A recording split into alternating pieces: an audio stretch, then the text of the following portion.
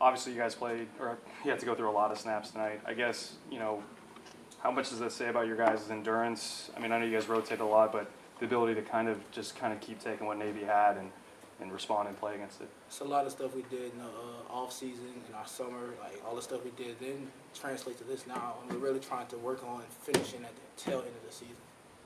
What was some of the stuff that you did in the off season that paid off tonight?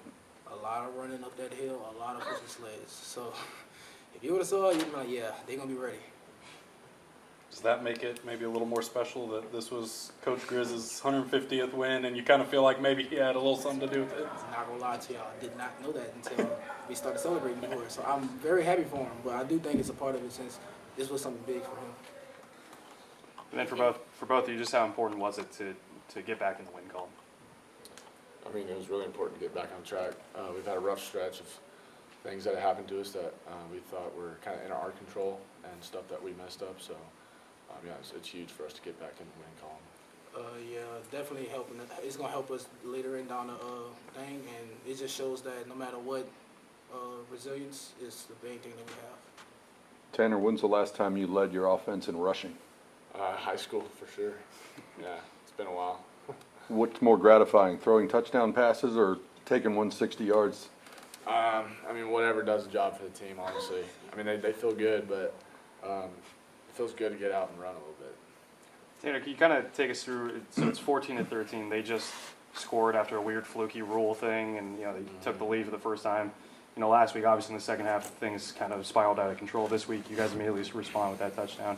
What was just kind of the mindset, and what do you think you guys said about yourselves by responding the way you did? Yeah, we knew we had to be patient with the offense that they have and how much time they spend on the field, and we knew we had to be patient and just trust our plan. But to what you're saying, it's a huge deal that we were able to respond the way we did. Just what does that say about this group that it kind of may have been easy to say, here we go again, refs took it out of our hands, oh well, but you guys seemed like you kind of took it in stride and maybe even used it a little bit. Yeah, I mean, Mass said it, resilience, trusting what our coaches put in front of us and trying to execute it to the highest level, and we kind of showed tonight. Bryan, every year when you guys play Navy, there's always some talk about what the defensive line and the linebackers have to do against that offense. But from your standpoint, what are the toughest challenges coming out of the secondary playing against that offense? It's definitely having eye discipline with them because they do so much when it comes to motions, their hover motion, stuff like that. So being able to keep your discipline on your eyes and having them in our vision helps us for sure. Bryan, is there an element, of when you go on a losing streak, does it feel a little bit weight off your shoulders to get back in the win column? It does, but I also feel like it's good to have remembrance of times that we lost, because then it shows that we can always go back, but definitely having that feeling on us helps us for sure. You guys dominated much of the first half, and then Navy scored right before halftime. Did you all even really talk about that at halftime, or do you just forget it and move on and immediately address the second half? I mean, at halftime, we pretty much say it's 0-0 no matter what. Every week? Every week. Whatever happened in the first half, we can't go back and change it or dwell on it, good or bad.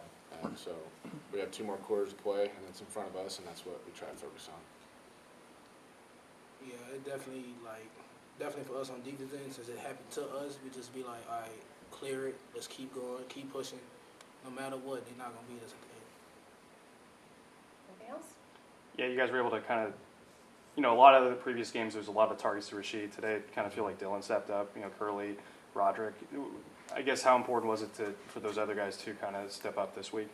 Yeah, I mean, obviously Rashid's he's a bad man, but it shows that we have depth and guys that are willing to step up and make plays, and we're going to need them throughout the season. And then just one more for Bryan real quick. Got back to getting turnovers again. Just how big was stripping the ball, the interception, just to kind of get a taste of that again and kind of get that going for the defense? As a defense, we always thinking take 2, which means take 2 interceptions, 2 turnovers each game, and that's going to put us in the top 15 to 10 in the nation. Right now, we looked at it, we're 87, so it's definitely good to get back in that column, and it's also good to help them in the fieldage.